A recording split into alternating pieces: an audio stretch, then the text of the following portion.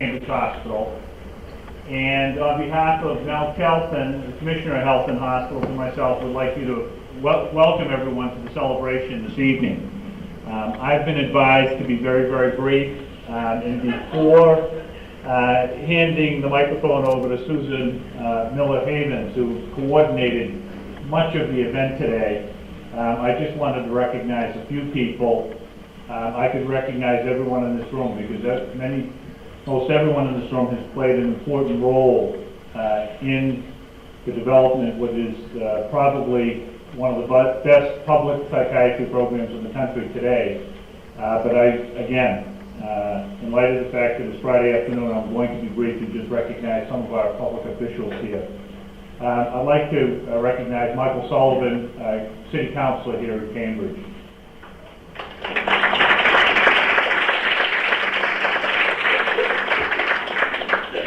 Michael introduced a City Council order on Monday night honoring the department and the founders, but again, in light of time, he says, John, let's keep it short and sweet and enjoy the ceremony. I also wanted to introduce Kathy Bourne, another member of the Cambridge City Council.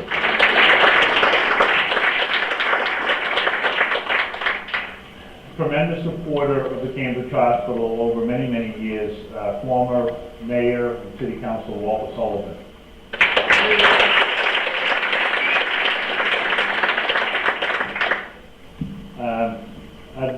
Just a couple of other people, an important person in development of the Department of Psychiatry here, as well as an important contributor to the whole network of substance abuse services in the city of Cambridge, Judge Larry Bologna.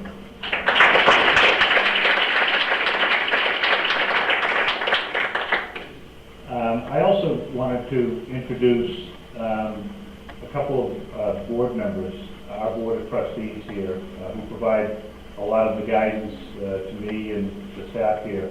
Barbara Ackerman is also a former mayor here in Cambridge.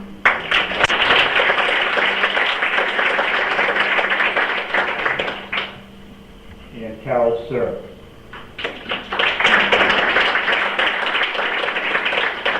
I don't know if we have any other board members. I started the day with Carol at 7:30 for a finance meeting, and we're ending the day together with Carol. Very briefly, it's a terrific privilege for me to be up here. I haven't met all of the founders of the department, but it's something that I take great pride in, particularly over the last year that I've had an opportunity to travel throughout the country since we won the Foster McGraw Prize. I truly hear far and wide about the contributions that you have made. When I reflect upon the department, I think of a letter that I had received when we won the McGraw Prize last August. We had the great fortune of meeting Hillary Clinton, and we were on national news that night, and I received a short letter that kind of embodies everything that the department has achieved over the past 20 years. It's actually from an internist here on staff, Gerard Koch, and Gerard sent this letter to David Moore, Chief of Medicine, and myself. Very brief, as I say, it embodies everything I think when I think of the Department of Psychiatry. Dear John and David, I want to let you know how proud I am that the Cambridge Hospital received the McGraw Award. It has been said that a society can be judged by how it takes care of its most vulnerable members. One of the main reasons I chose to come back to Cambridge Hospital after my stint in the U.S. Public Health Service was because I always felt that there is a strong commitment to providing health care to the community regardless of race, ethnicity, or ability to pay.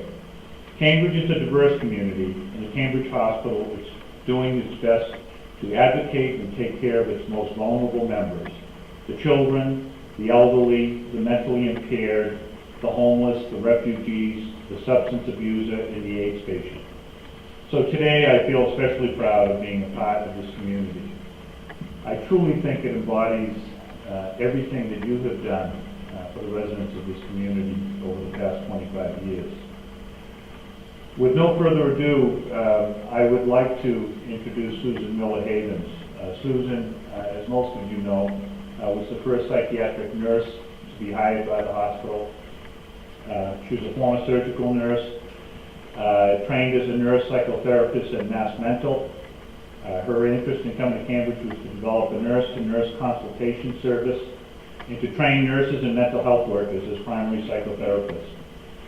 Later, she received a doctorate from Harvard in Human Development, and recently, Susan has re-entered city life as a member of the Citizen Search Committee for the new traffic director. They did a very, very good job, I might add. We're deeply indebted to Susan because Susan is the prime organizer of the event today and represents the founders. Susan?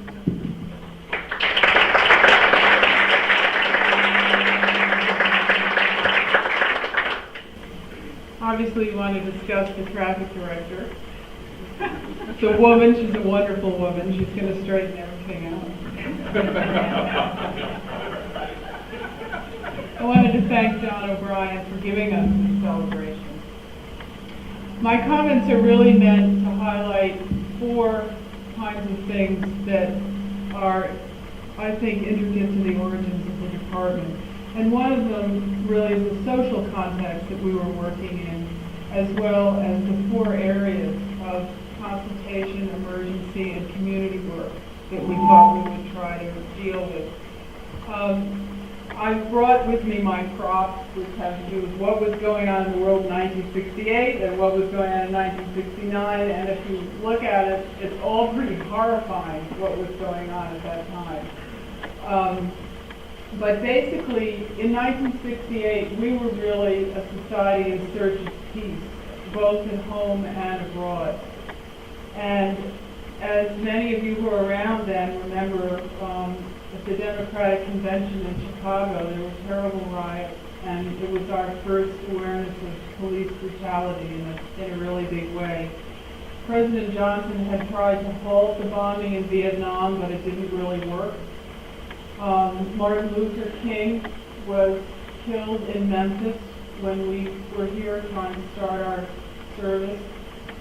Sirhan Sirhan was indicted by a grand jury in Los Angeles for the murder of Robert Kennedy. Christian Barnard was transplanting hearts in South Africa, and we in Cambridge were being told by Al Bellucci that there was no mental illness in Cambridge, only at Harvard University.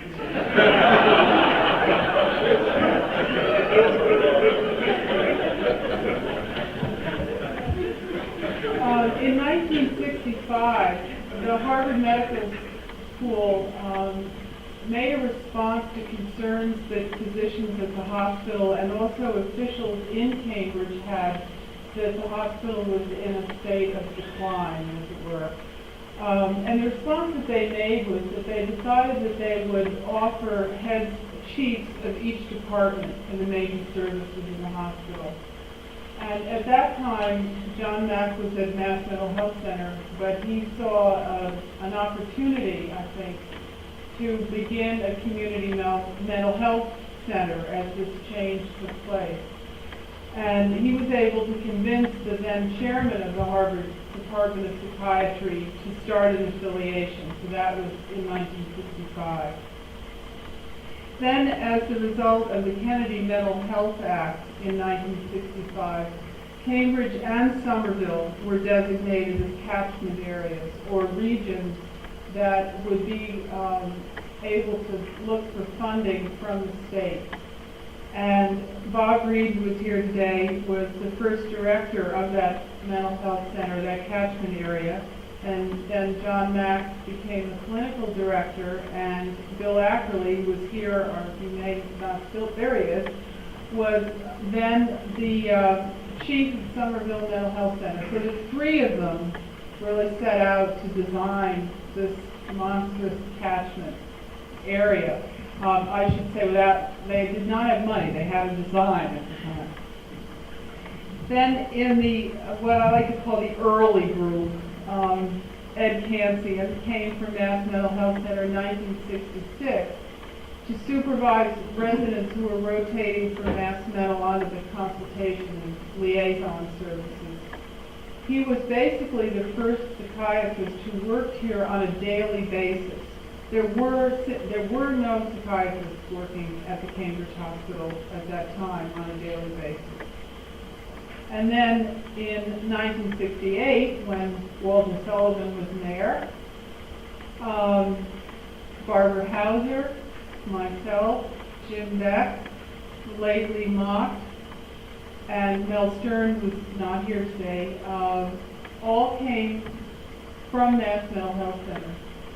We had all been trained there, and we were greatly and gratefully influenced by the clinical director, Elvin Semrad. Elvin had an unusually compassionate understanding of the human condition, and that was something that all of us carried with us, and I hope still do today. So those of us who worked together in the 60s really shared a vision of a community service that began with the needs of patients, but we were also very concerned about the needs of those people who took care of patients. We had little financial backing. I'd say we had no financial backing, but Jim Beck said we had little financial backing. Salaries were paid, believe it or not, from vacant kitchen blocks and surgical blocks. Some people have asked us why we didn't have a lot of social workers and why didn't we have a lot of secretaries. Well, we didn't have any money. Barbara Hauser did all of the social work in a 2/3 or 3/4 block, and Pat Carr did absolutely every piece of secretarial work that came through the department.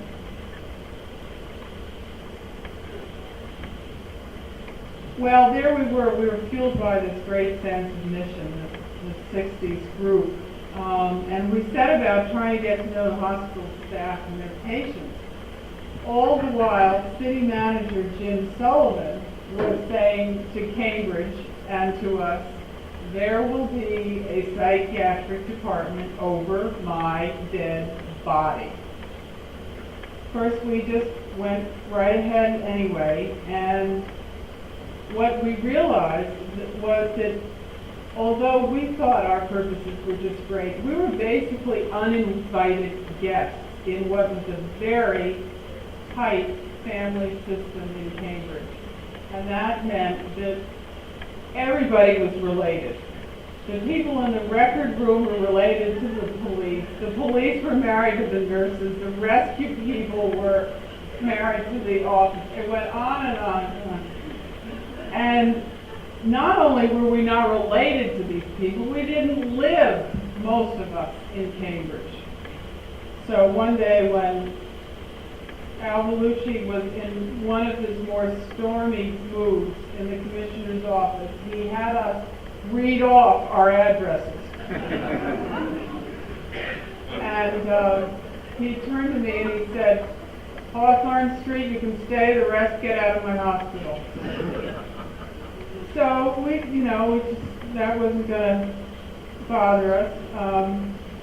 Eventually, it was a few years later,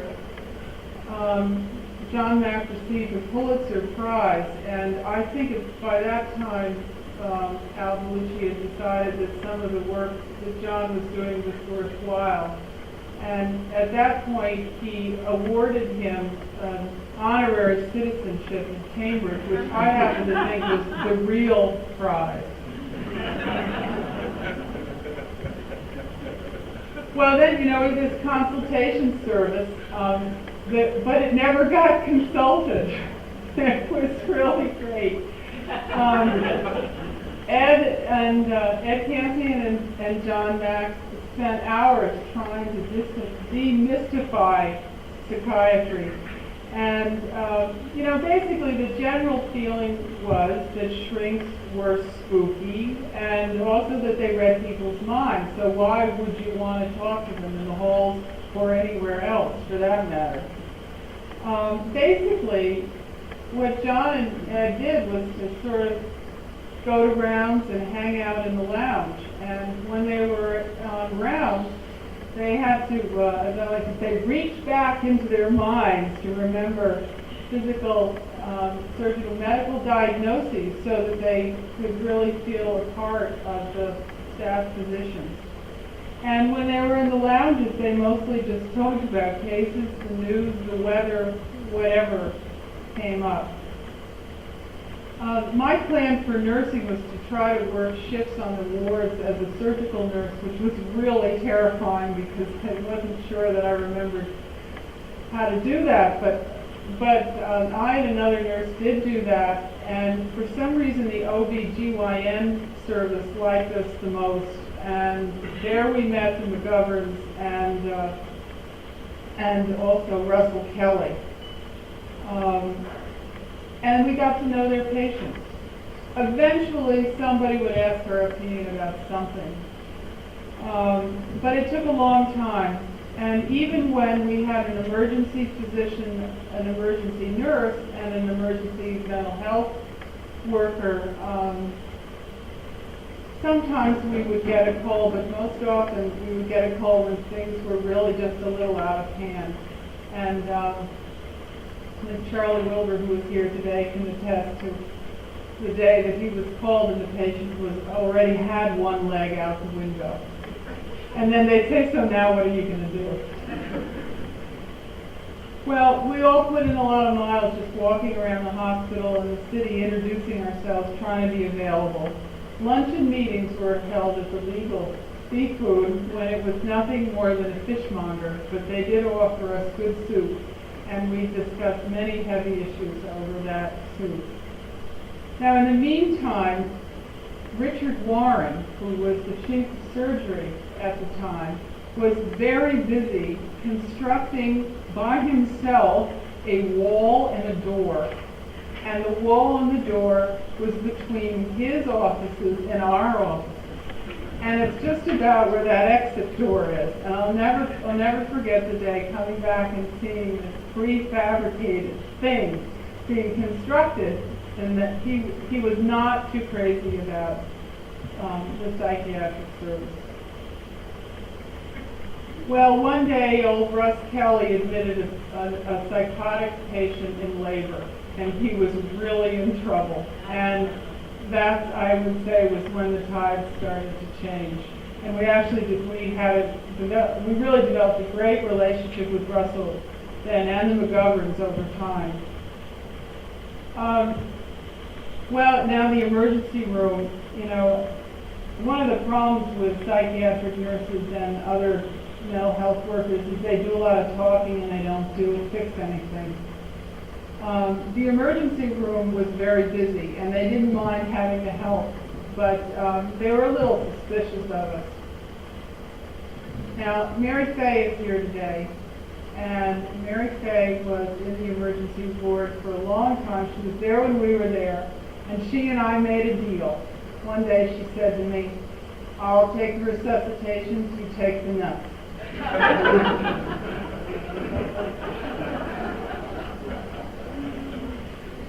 At that time, perhaps only rescue and the police knew what it was like to be out in the community with a psychotic or suicidal patient. And when we first came to the emergency room, we were really sort of horrified because patients came in on stretchers, handcuffed, and they also were straitjacketed. What we began to learn was that, the old emergency room had a slide. It's not the right word, but George Powers is here today from the police department, and he and Eddie Fowler, who will be back from rescue, he's on the truck at the moment. He used to, they'd shoot the stretcher down into the pit, and then you'd be at the other end, and then you'd decide what to do. There was nothing on the other end for psychiatric patients. So our hope was that somehow that we would find a way to take those restraints off. And people like Eddie and Mary Fay and the rest of them they really gave us that opportunity.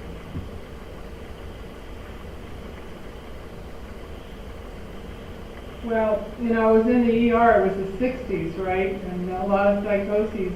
On the 11 to 7 shift, we always had a mental health worker. And at the time, Rick Bickford is here today, an experienced mental health worker from Mass Mental, discovered that an awful lot of those psychoses were drug-induced. And it was really a scene. He came to us one day, he said, we have to do something, we have to have a drug program. And he and Ed.D. and then would develop and design the drug program, which has been a tremendous success in the hospital. We had just a few tiny setbacks, and we won't get into the major ones right now, but we had, for instance, the day that a paranoid man punched Benny Capella, the largest policeman on the force, who did Harvard Square, in the eye, in Harvard Square, and Helen Capella, of course, was his wife. And was she an emergency room nurse? Yes. And was Betty on the stretcher? Yes. It was a very bad day. We got rid of Helen, and we went to talk to Benny about why the man hit him in the eye. Then we had another little problem when Jim Beck unknowingly admitted a relative of an official who did not want us to have an inpatient service.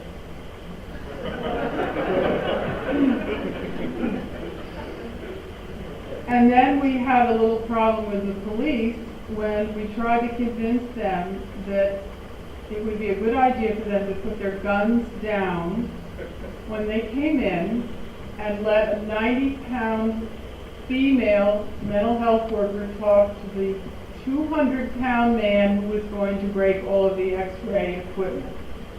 It was nip and tuck. It worked, but it was very, very frightening.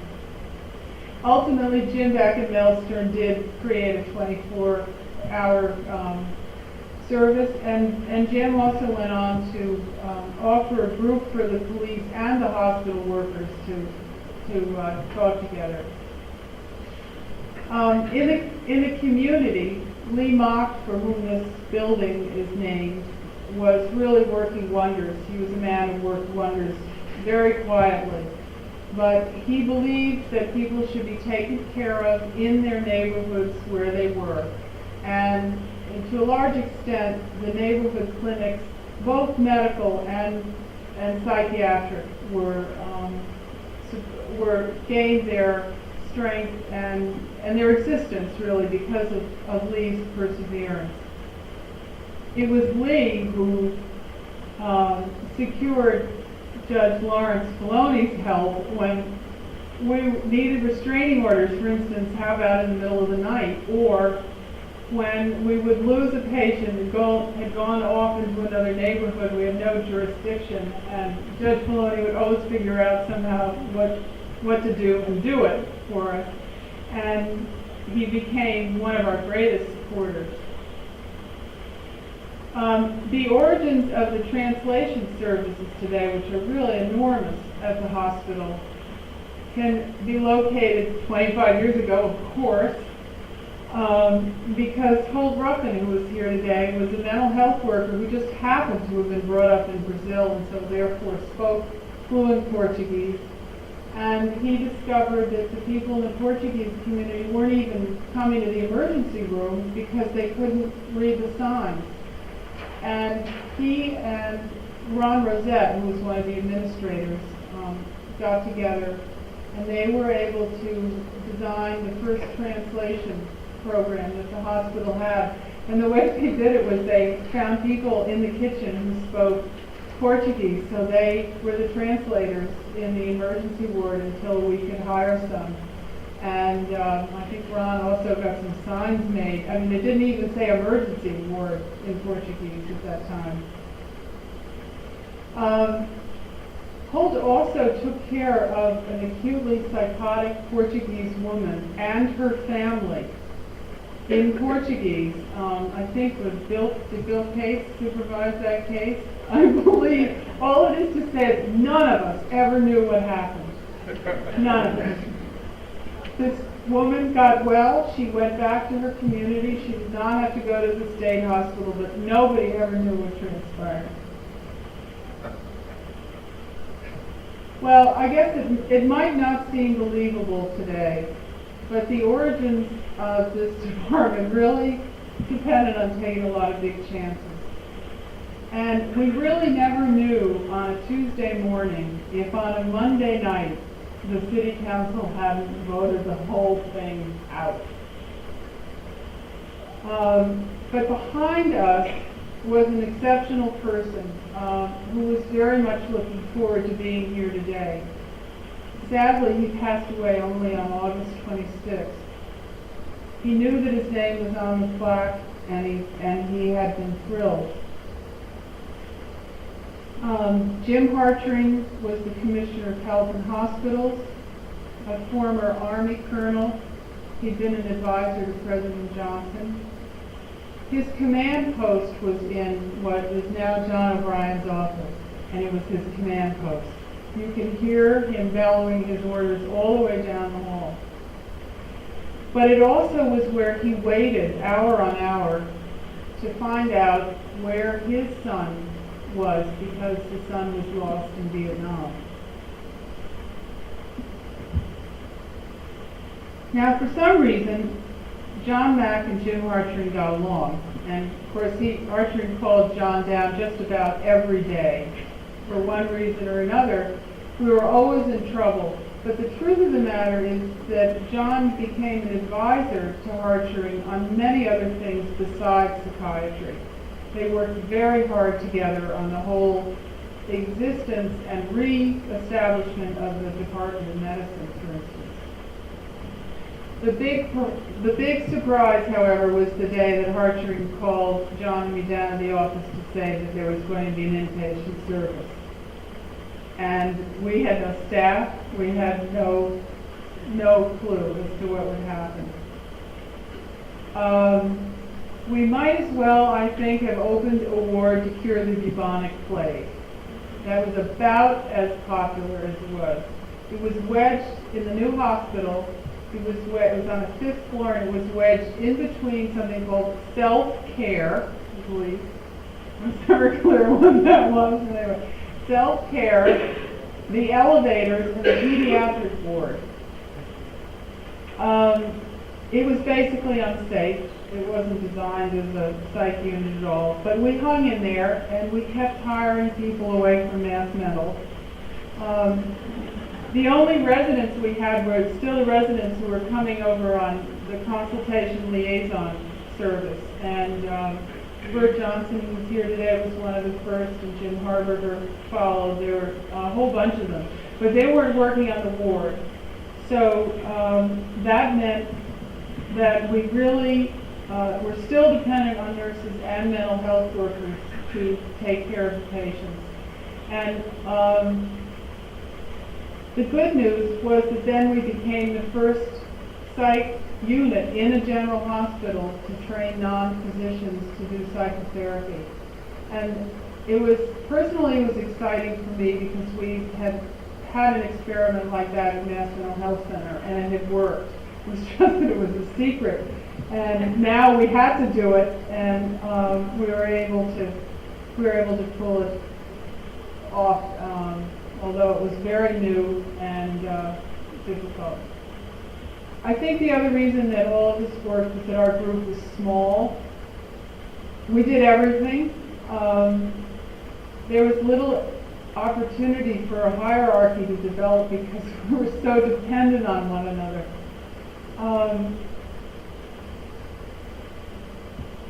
I think that one of the things that I wanted to stress in closing was that at the center of our brigade, and it really was a brigade at that time, was our chief, who was John Mack.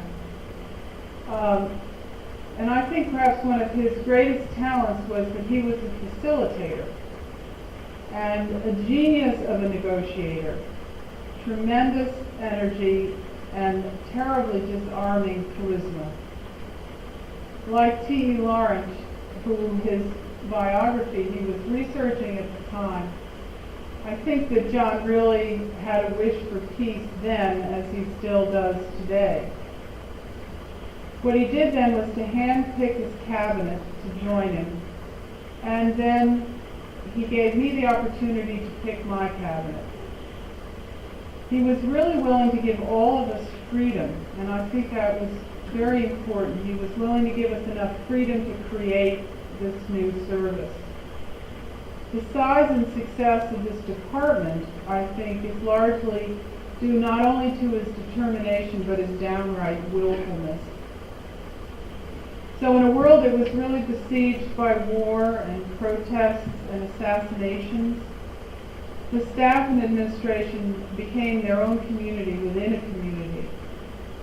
There were only 19 of us, but I think that we worked together with a kind of respect and an even-handedness that I certainly haven't seen since then.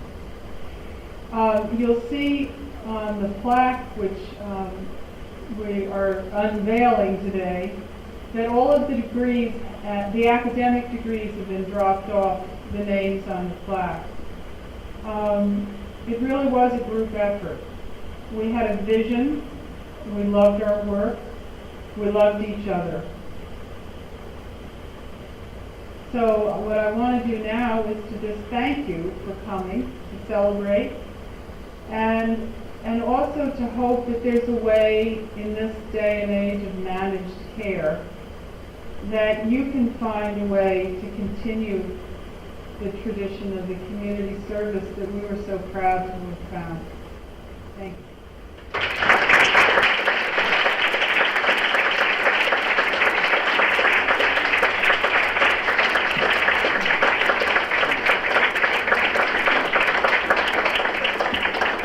Thank you very much, Susan, and on behalf of everyone here, thank you for putting together this event today. Prior to introducing Dr. Bob Dowart, I would be remiss if I didn't recognize one person with whom I've worked over the last several years, who's no longer a member of the staff here, but was the chairman and chief of psychiatry here for several years, and was a very important person in putting the department in the position it is today, and that's Dr. Myron Delta. Myron?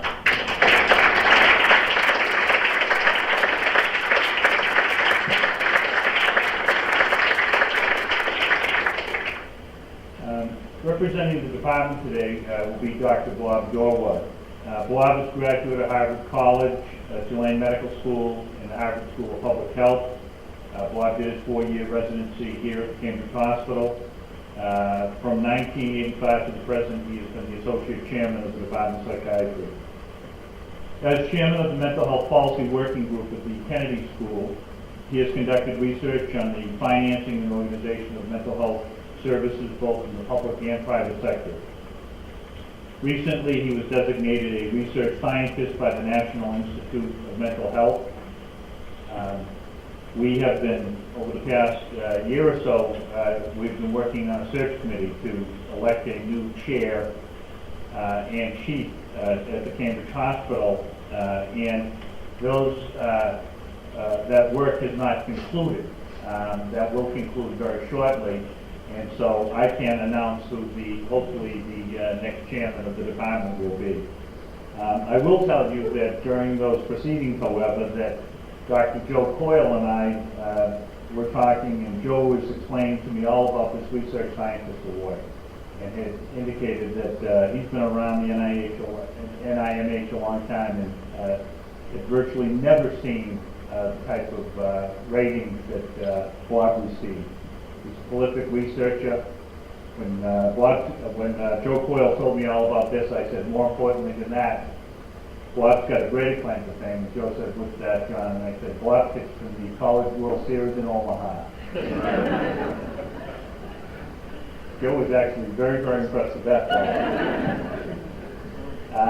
So I'd like to introduce Bob Dowart. He's been with the department here for about 20 years. Bob.